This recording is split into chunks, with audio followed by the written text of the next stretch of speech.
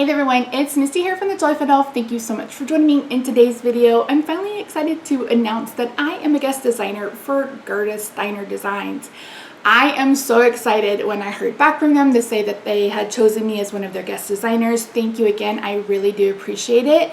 You guys know that whimsical and fun and cute are my favorites. Like that is my like if I were an artist and I was drawing, that would be my definitive style. Like I love whimsical cute. I love Christmas. I love cats. Like all of their designs are so stinking cute. So for the next 4 Wednesdays, you're actually going to get a card from me using some of the goodies that they sent to me. So at the beginning of this, I'll share with you what they sent, and then I will share with you the card that we're making today. So I will have a direct link to all of the goodies they sent my way in the description box down below, along with their socials as well. Please go give them a follow. Make sure you comment on the video telling them hi and thank you for selecting me. I really do appreciate that support. Giving the video a thumbs up also helps. I will also have a link to a blog post. Yes, I wrote a blog post. I know, but I liked it. So I think I did okay. It's been a while. I'm a little rusty. So you can find a link to the blog in the description box down below. Don't forget to check out the card kits and classes. All of that information is also linked down below. You can find all of the information in the description box down below. So in today's video, I'm going to share with you how to stretch a sweet snow angel stamp set into something fun for summer. So let's head over to the craft table and I'll walk you through how I made this fun card. All right, friends, hopefully you can see what this is. Gerda Steiner. I'm so excited. They got in contact with me and asked if I wanted to be a guest designer, and I said, please. My friend Michael had sent me a post where they were asking for applications, and I said, yes, please, and thank you. So let's see what we got. Oh my gosh, so cute. So we've got, yay, snow angel, how cute. So we've got Santa, we've got a reindeer, we've got a snowman and a little gingerbread, and we've got some footprints. So we've got Santa, we've got a reindeer, we got a little bird, and it says let it snow and happy winter. You guys know I'm going to be using that in my holiday card series coming up.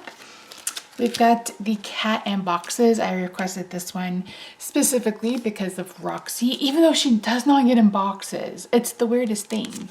So you got 3 little images. Look at these 2 peeking out. So cute. It says, hello, congrats on your new place. We are in this together.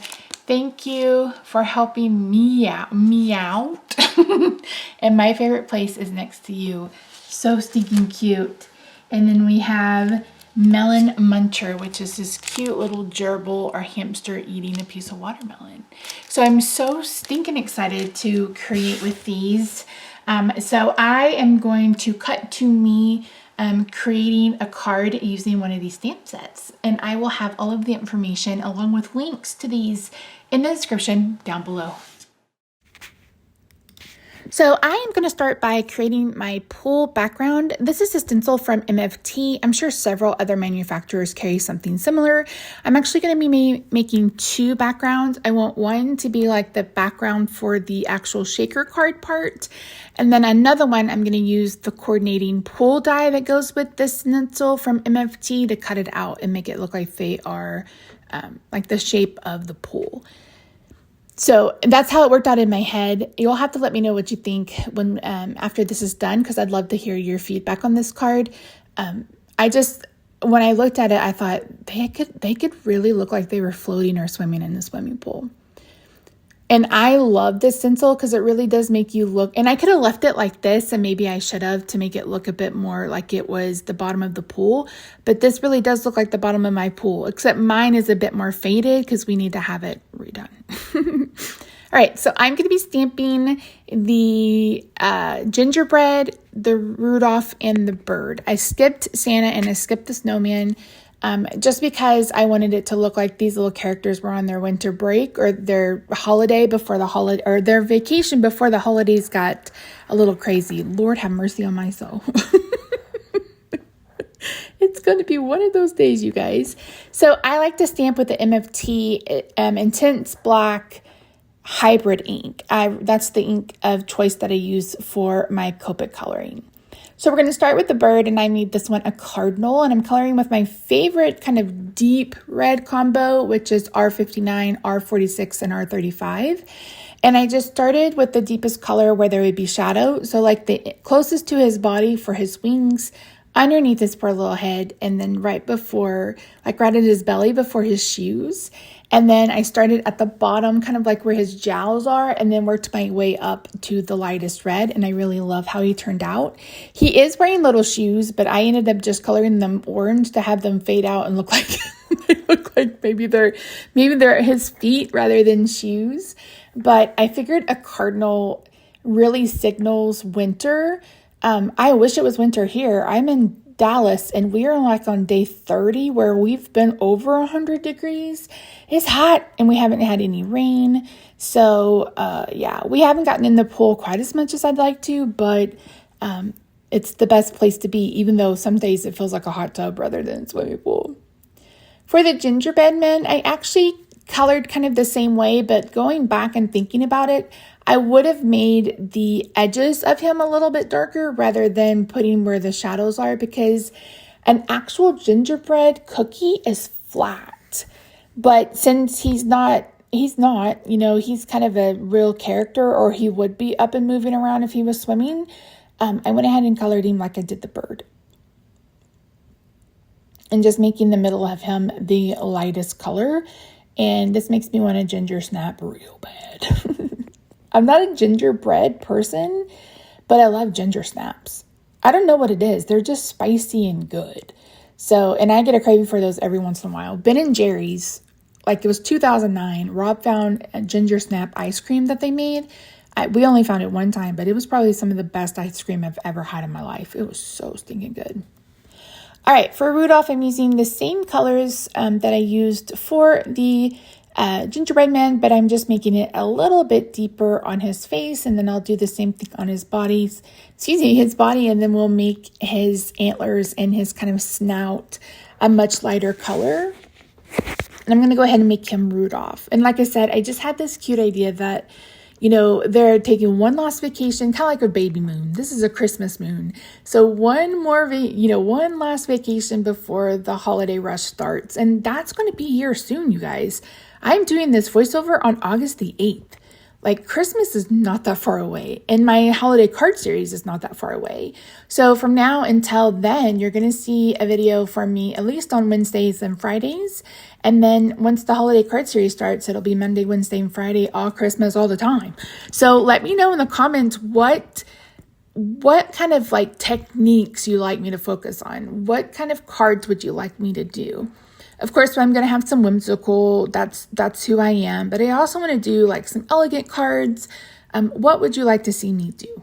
Leave it in the comments down below. I'd appreciate it. If you haven't already, I still have plenty of the Assemble Me kits from my card kits and classes. I'm going to redo the color one, so we'll talk about that later. Okay, so to color the where the snow would be, but where there would be in water, I'm using a blender pen and one of the Distress inks. And I'm just adding that ink around the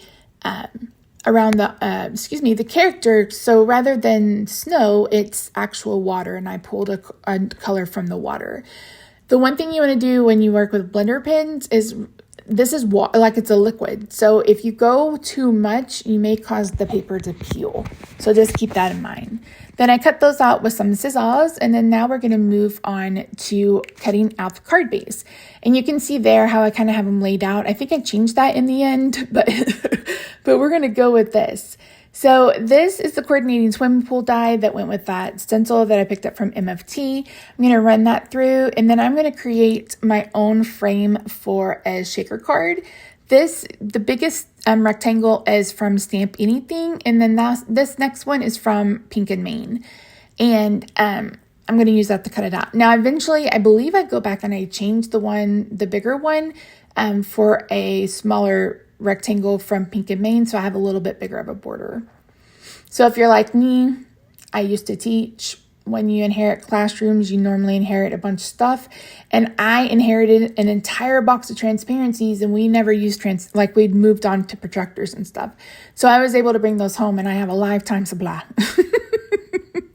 Here I'm putting down some foam strips. I actually picked up foam strips off of Amazon, and that's what I like to use for my shaker cards. So I am adding the pool background to a card base that measures 4 1/4 by 5 1/2, and it's already cut and scored, etc. So here's my bag o' diamonds. These are the drills that are left over from when I did my diamond painting. I have a few more that I need to get started. I just haven't had time, and I need to do my follow-up video for the ones that I did. You guys, I tried to film it, but it was really hard with the way that the lighting is set up and stuff. So I wasn't able to capture it, but maybe we'll try that again. Okay, so rather than putting the shaker materials in on the acetate, I like to put it on the card base, and then I take my shaker topper to this, and that way I have a much better chance of getting it straight and not crooked. So I put some light white, I put some light blue, and then I added a ton of white, and I love this card so much. It's so much fun. So I'm going to adhere that down with just some regular tape runner. And then I'm going to add our little our little characters with some foam tape. And again, I'm just taking off the backer, and then we're going to get those adhered down.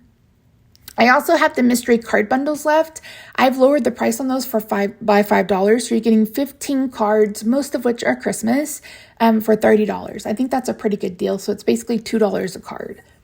I'm going to go ahead and stamp the sentiment from Melon Muncher using one of those distress oxides. Another reason why I love the oxides, you can stamp with the distress, but you don't get a crisp image like you do with the oxides. So I'm team oxides over here.